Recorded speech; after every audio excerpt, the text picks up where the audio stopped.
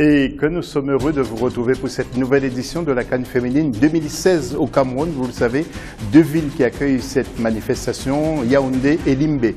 Nous allons voir tout de suite le sommaire de ce magazine. Nous ferons d'abord le bilan de la dernière journée du groupe A où le Cameroun devait confirmer sa bonne marche et l'enjeu pour la deuxième place. Nous parlerons aussi de l'affiche du jour avec deux matchs très décisifs dans cette CAN et dans la poule B en particulier. Et puis nous poursuivons notre survol sur le territoire et puis nous partirons cette fois du côté du Togo. Avec nous comme invité sur le plateau, Patrice Kandem, journaliste. Bonsoir Patrice. Bonsoir. Et puis nous avons également le retour de M. Emmanuel Bankolo, qui est avec nous de nouveau ce soir, qui est team manager des U23 des nationaux en particulier. Bonsoir. Bonsoir. Et puis Gaël Onana qui est toujours avec nous pour assurer la partie web. D'ailleurs, nous allons le retrouver juste après cette virgule.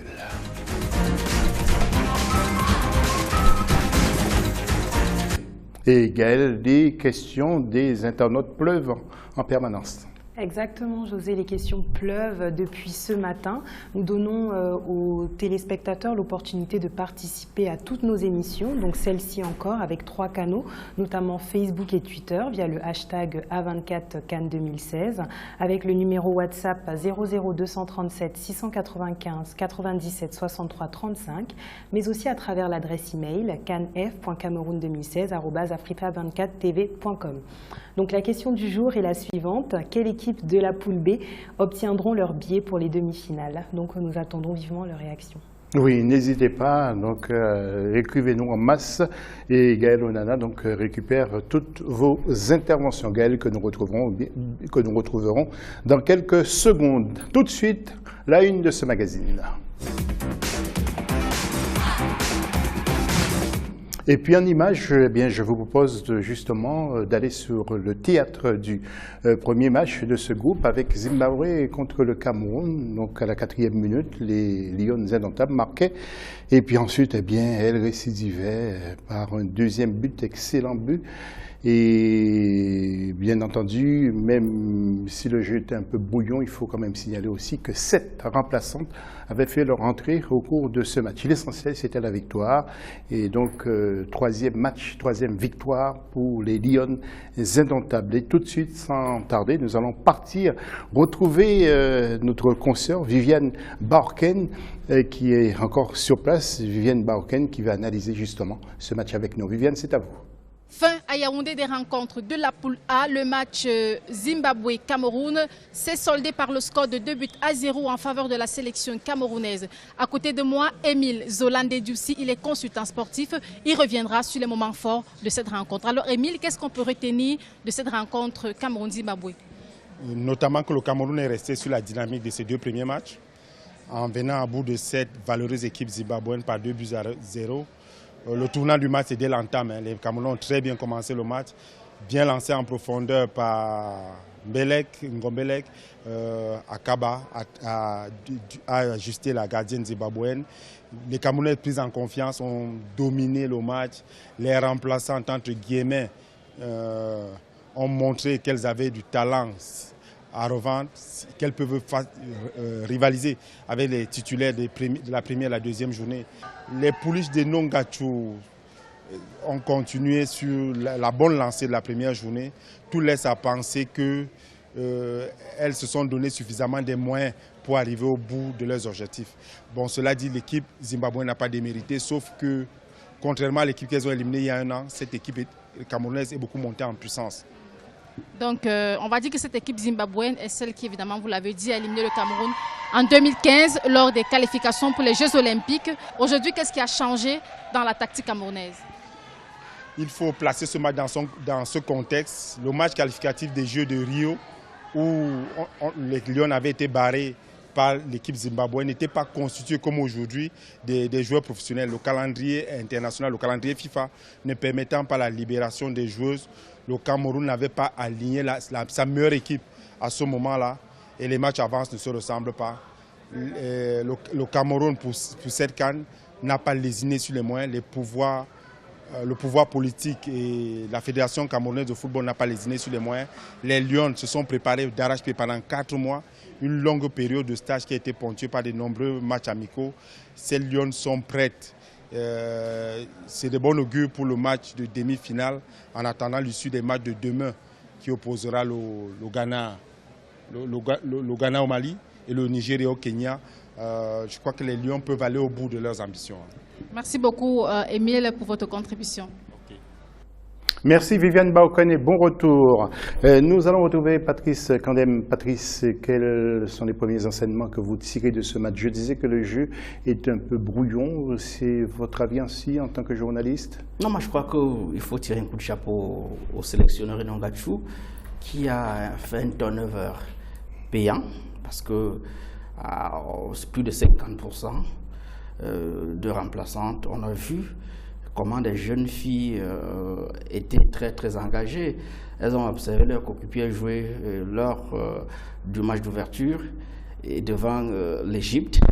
Et ce qui est important, c'est qu'elles ont compris que la place coûte cher, c'est-à-dire il faut mériter. Parce que lorsque je vois des gens, la fille qui a signé le doublé, Akaba Michel, qui a marqué 2 buts à elle seule, ça veut dire tout simplement qu'elle a du répondant. On voit encore de Ngobelec qui a sauvé le Cameroun devant l'Afrique du Sud à la 83e minute, titularisé d'entrée de jeu. Ça veut dire tout simplement que le coach Enongachu maîtrise son effectif. Il sait comment procéder à des remplacements et pour démontrer à toutes ces choses-là que ce n'est que la compétence. Il faut vraiment mériter de façon claire sa place. C'est vrai que je suis encore un peu... je me pose des questions, surtout sur Gaël Nganamut, qui est la meilleure joueuse de cette équipe, parce que Ballon d'Or 2015, qui n'arrive pas toujours à trouver les chemins de but. Et bon, peut-être c'est parce qu'elle sort d'une longue... Elle n'est pas fatiguée? Peut-être elle sort d'une longue blessure, mais elle a quand même inscrit au moins 2 buts après sa blessure avec son club Rosengard en Champions League. Bon, avec sa coéquipière en sélection, ça ne donne pas, la mayonnaise ne prend pas. J'espère qu'avec les 3 matchs joués, elle a pris le rythme du match et qu'à partir des demi-finales, elle pourra scorer. Parce qu'aujourd'hui, elle a failli marquer. Bon... elle a raté le but, mais je crois que dans l'ensemble, c'est une équipe qui a les moyens de sa politique, techniquement, tactiquement parlant, et le meilleur à venir à partir des demi-finales. C'est vrai qu'on ne connaît pas encore l'adversaire du Cameroun qui est en tête, 9 points, 1 sans faute, avec 5 buts marqués, aucun but encaissé, meilleure défense. C'est des indicateurs sérieux. Donc, il faudrait tout simplement que la suite, en demi-finale mardi, peut-être le Ghana ou bien le Nigeria, on ne sait pas.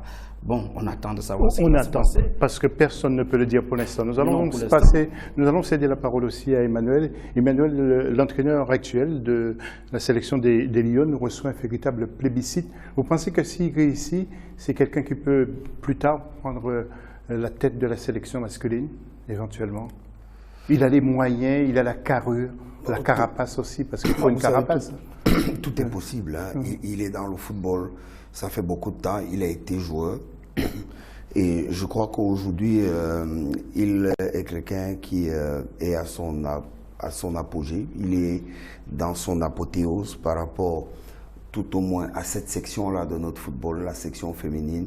Ça ferait pratiquement 13 ans qu'il y est. Il a un moment tenu pendant pratiquement 7 ans toutes les catégories de notre football féminin. Donc ces jeunes dames, il les connaît parfaitement. C'est lui qui les a amenées jusqu'à ce niveau-là. Donc il est bien possible pour lui de partir de là pour le football masculin, mais ce serait peut-être le griller que de le reverser directement en équipe première. Vous savez que les réalités ne sont pas les mêmes entre le football féminin et le football masculin. Donc ça aussi, il faudra revoir. Sauf que, quels que soient les cas, si on regarde au-delà du Cameroun, si on va sur le plan continental, on se rendra compte que jamais, au grand jamais, un entraîneur n'aura fait la même chose que lui, n'aura eu autant de résultats que lui. Et puis, il faut le dire, c'est quelqu'un qui n'a même pas encore 45 ans.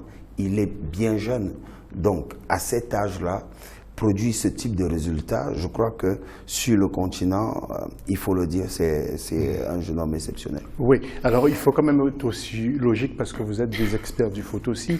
Il faut reconnaître, parce que vous avez fait comprendre effectivement aux téléspectateurs que l'équipe du Cameroun possède un réservoir. Parce que vous dites que les 50% qui sont rentrés aujourd'hui ont été bien aussi.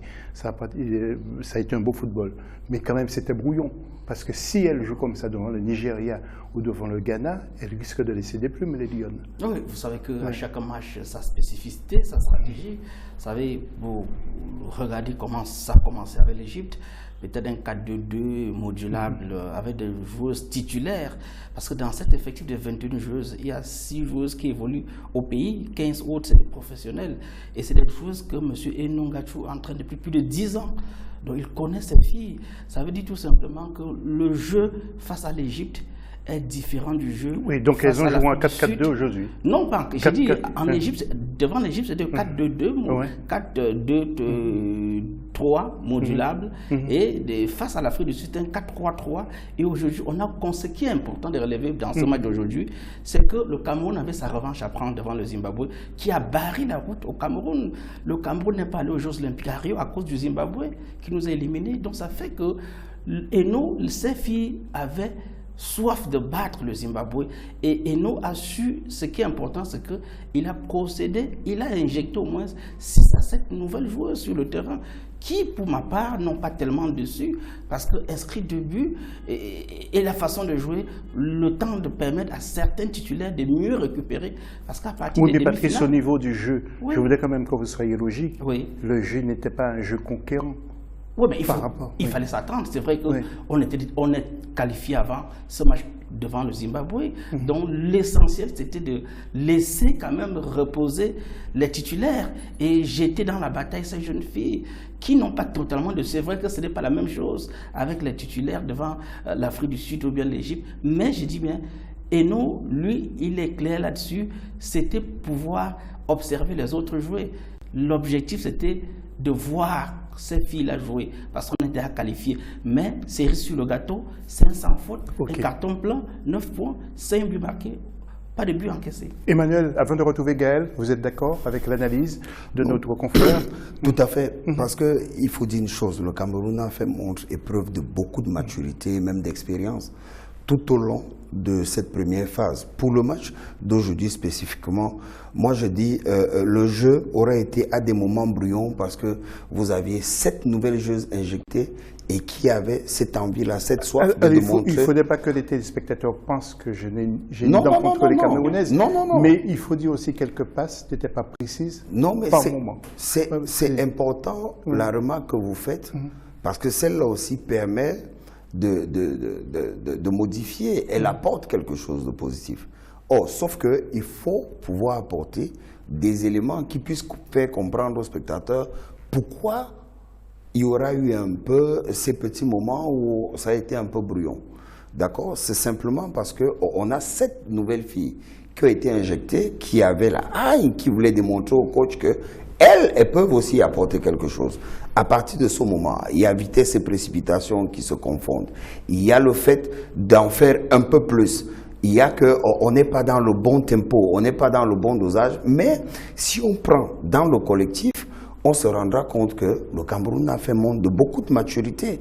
Parce que le Cameroun a fait un match où, à un moment, le Cameroun savait qu'il fallait accélérer. À un moment, il fallait contenir simplement cette équipe. Et on s'est rendu compte d'un fait, c'est que le Cameroun s'est dit, toutefois qu'on démarre la rencontre, il va falloir accélérer et aller rechercher comment est-ce qu'on peut se débarrasser de cet adversaire. Ce qui a été très bien fait dès le début de la première mi-temps et le début de la seconde.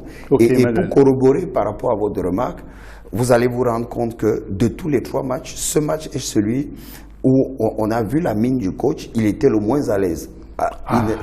Ça, enfin, Emmanuel, vous commencez... C'est pour corroborer par rapport à votre remarque. Parce que on est d'accord. Quand on regardait... Emmanuel, je vais vous demander d'être court parce qu'on n'est plus par le temps. Non, c'est bon là. C'était juste pour corroborer par rapport à votre remarque. D'accord, parce que Gaël... pas Gaël... oui, c'est ça, Gaël Onana. Elle m'a fait de gros yeux parce que... Oui, non, mais je plaisantais, Gaël. Il y a beaucoup d'interventions des internautes, Gaël. Oui, bien sûr, les internautes étaient très, très satisfaits du match des Lions, surtout satisfaits parce qu'elles ont 9 points. Ils étaient également satisfaits de la passe de Gaëlle Nganamouit. Apparemment, elle a l'air un peu plus en forme. Ils espèrent qu'elle pourra marquer quelques buts dans les prochains matchs. Mais il y a un internaute qui nous a posé une question pour nos invités. Il demande sur quoi l'équipe du Cameroun doit-elle encore travailler si elle veut continuer à nous offrir un si beau spectacle lors des demi-finales. Voilà, bien messieurs, je vote tout à l'heure parce que nous avons été longs sur cette question, donc on va reprendre, vous allez répondre à cette question de Gaël dans quelques instants, c'est surtout une question d'internaute. Nous allons juste voir la deuxième affiche rapidement après cette virgule-là. Et les Banyania qui pulvérisent, si vous me permettez le terme, les Égyptiennes sur le score de 5-0, les Sud-Africaines qui n'ont pas dit leur dernier mot et ont montré qu'elles n'étaient pas finies. Donc voilà pour ces images d'Afrique du Sud contre l'Égypte. Alors, messieurs, en 2 mots, la réponse à la question de l'internaute. Oui, les Lions, il faudrait encore travailler la finition à l'attaque. C'est vrai qu'il y a un problème de coordination qu'on devrait encore travailler entre Gaël, Aboudi Ongen et Michel Ngono, qui sont les titulaires. On devrait encore un peu travailler la coordination entre ces 3 attaquantes-là pour que ça donne. Et aussi en défense, l'axe, on devrait revoir un peu. Et là, je crois que ça va aller en demi-finale. Eh bien, tout à fait. Monsieur Emmanuel Bankolo, un petit mot rapide. Hein, oui, moi, mon principal souci, c'est le côté gauche de notre défense. Et l'autre point, évidemment, c'est l'attaque. Je crois qu'il faut insister sur l'attaque. J'ai l'impression que dès que Gaël, dès que Nganamouit ouvrira son compteur, ça ira beaucoup plus vite. Oui, tout à fait. Et puis le côté gauche, enfin, les invités commencent à parler vrai, Patrice et Emmanuel. Enfin, ils ont mis un peu de retard. Le tableau rapidement pour vous rappeler bien la victoire du Cameroun 2-0 face au Zimbabwe avec une belle revanche pour les Lions. Et puis l'Égypte qui a été écrasée par l'Afrique du Sud 5-0. 2 qualifiés pour l'instant dans cette poule, Cameroun et Afrique du Sud. L'Égypte termine 3e avec 3 points et Zimbabwe dernier avec 1 point. Nous attendons les qualifiés du groupe B et puis bien sûr nous allons analyser ces affiches juste après la pause. À tout de suite.